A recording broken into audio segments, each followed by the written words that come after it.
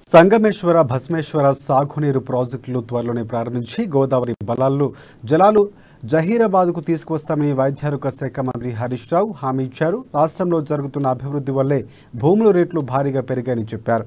కేసీఆర్ సర్కారు అన్ని వర్గాలను వదలదని అన్నారు. సంగారెడ్డి జిల్లా కోహీర్ మండలం దిగ్వాల్లో డబుల్ బెడ్రూమ్ ఇళ్లను మంత్రి హరీష్ రావు ప్రారంభించారు. ఈ సందర్భంగా లబ్ధిదారులకు సర్టిఫికేట్లను అందజేశారు.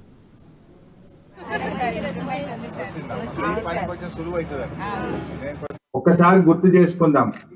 గతంలో కాంగ్రెస్ ప్రభుత్వమో తెలుగుదేశం గవర్నమెంట్ ఉన్నప్పుడు ఇల్లు అంటే 40,000 రూపాయలు 60,000 రూపాయల స్కీమ్ ఉంటుండే. ఆ 60,000 రూపాయలు 4 సార్లు ఇద్దరు, అప్పుడు 15,000, అప్పుడు 15,000, అప్పుడు 15,000.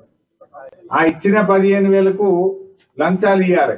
జైరాబాద్ లో బ్యాంకులో ఇట్లా 15,000 తీసుకొని బయటకు రాగానే బయట కూడా నిలబడుతుండే, నా పైసలు దే అంటుండే.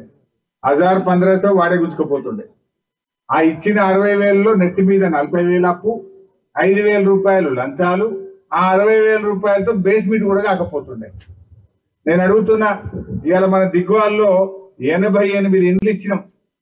ఈ 88 ఇండ్లల్లో మీరు ఎవరన్నా ₹1 లంచం ఇచ్చిందా?